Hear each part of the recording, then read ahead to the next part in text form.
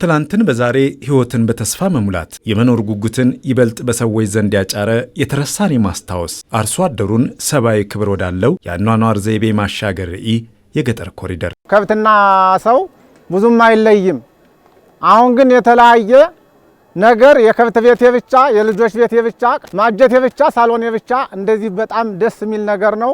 አሁን ከውቶችም በርግጥ ቀድሞ ከኛ ጋር ነው የነበሩ የከብት ቤት የብቻ ሁሉ ነገር የብቻ የተሳካ ነገር ነው የደረሰና ከነበረበት የኑሮ ዘዬ ከፍ ያለ ገጠር መፍጠርን ታሳቢ ያደረገው የገጠር ኮሪደር ዛሬ የበርካታ አርሶ አደርና አርብቶ አደር ህይወት እንዲቀየር እድል እየፈጠረ ነው። ይህ በአርሶ አደሩ ፈገግታን ብቻ መጣ አይደለም። ይልቁንም የነገን ህይወት በተስፋ የሞላ ሰዎች አለሁላችሁ የሚላቸውን ማግኘታቸው ራስን ወደ ተሻለ ምዕራፍ ለማሻገር እድል የሰጠም ነው። ይሄን የምናየውን ጣይ የሆነ ቤት፣ ሎጅ የሆነ ቤት፣ ግንብ ቤት፣ ፑሽና ቤት፣ የሽንት ቤት፣ የከብት ቤት፣ የዶሮ ቤት፣ የተለያየ የልጆች ምኝታ፣ የኛ ምኝታ፣ ሳሎን በጣም ከሚገባው በላይ እኔ አዲስ ህይወት አዲስ ዜና ነው።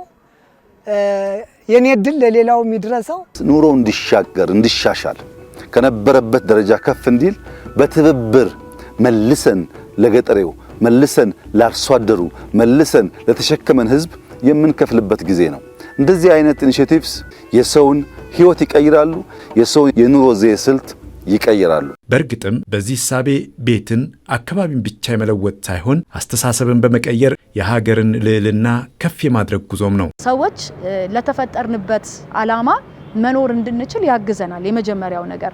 ምክንያቱም በአይናችን የሚገቡ ነገሮች ከጆሮአችን ከምንሰማቸው ነገሮች በበለጠ በአይናችን የሚገቡ ነገሮች የነገ ተስፋችንን ያለመልምልናል። የምንኖርበትን ዓላማ የበለጠ ይሄ በተለይ የሰው ልጅ የተሰጠው በተፈጥሮ ማለት ነው የፈጠራ ክህሎቱን እንዲጨምርለት ያደርጋል።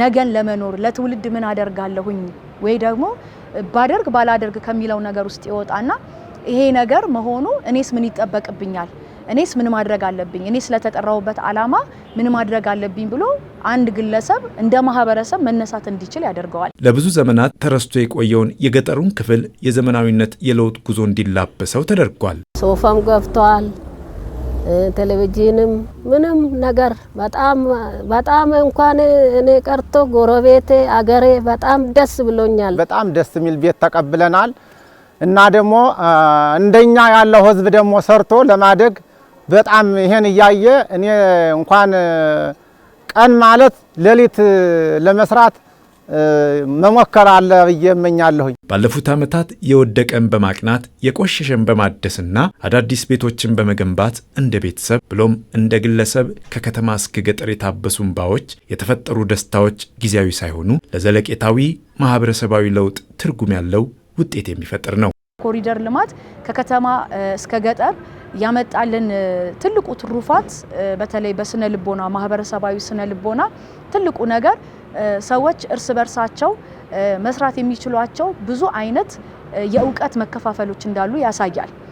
ሰዎች ብቻቸውን መስራት እንደማይችሉ፣ ሰዎች አንድ ነገር ለውጥ ማምጣት እንደማይችሉ ተያይዞ ግን በጉርብትና በመልካም አስተሳሰብ በመተሳሰር ሀገርን ማህበረሰብን መለወጥ እንደሚቻል ስለዚህ ባለንበት በእለት ተለት የሥራ ህይወታችን የኑሮ ህይወታችንም ተያይዘን ማድረግ የምንችላቸው በጣም ብዙ ነገሮች አሉ። በኮሪደር ልማት ዛሬም ብቻ ሳይሆን ነገን የመገንባት ሐሳቤ ነው። የትላንት ኢትዮጵያ ዛሬ፣ የዛሬ ኢትዮጵያ ነገ የተሻለች ሆና ወደ ቀጣዩ ትውልድ ለማሸጋገር ይህኛው ትውልድ የወሰደው ትልቅ የቤት ስራ ሆኖም ይታያል። ለትውልድ የምናስረክበው ነገር አለን። ለትውልድ የምናስረክበው ያማረን ዕውቀት ብቻ ሳይሆን ወይ ደግሞ ያማሩን ቤቶች ወይ ደግሞ ያማሩን አስተሳሰቦች ብቻ ሳይሆን ያማሩ ዕውቀቶችን አስተሳሰቦችን ካማሩ አካባቢዎች ጋርም ማስረከብ እንደምንችል ማሳያ ናቸው።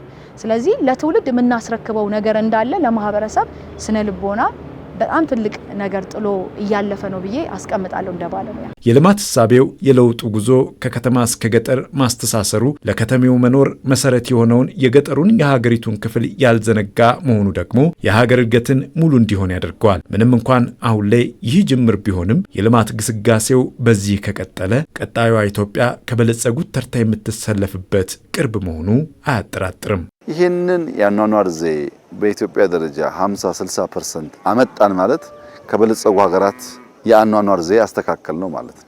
በቃ የሰለጠነው ዓለም ከዚህ የተለየ ምንም ነገር የለውም። ይሄ ቤት እኔ ካደግኩበት የእድገት ደረጃ በብዙ እጥፍ ይበልጣል። በንጽህናው፣ በአየሩ ጥራት ባለው ቤት ውስጥ ባለው የፕራይቬሲ የአኗኗር ዘዬ በብዙ መንገድ ይበልጣል። ነገር ግን ይህንን ሳምፕል እንዴት እናበራክተው ነው ጉዳዩ፣ እንዴት እናባዛው። በከተማ ያሉ ሀብታሞች፣ በውጭ ሀገር ያሉ ዲያስፖራዎች፣ የመንግስት መስሪያ ቤቶች፣ ኩባንያዎች የሚያጸድቅ ስራ መስራት ከፈለጉ ለነፍሳቸው እርካታ መስጠት ከፈለጉ ይህንን ጉዳይ ነው ማገዝ ያለባቸው።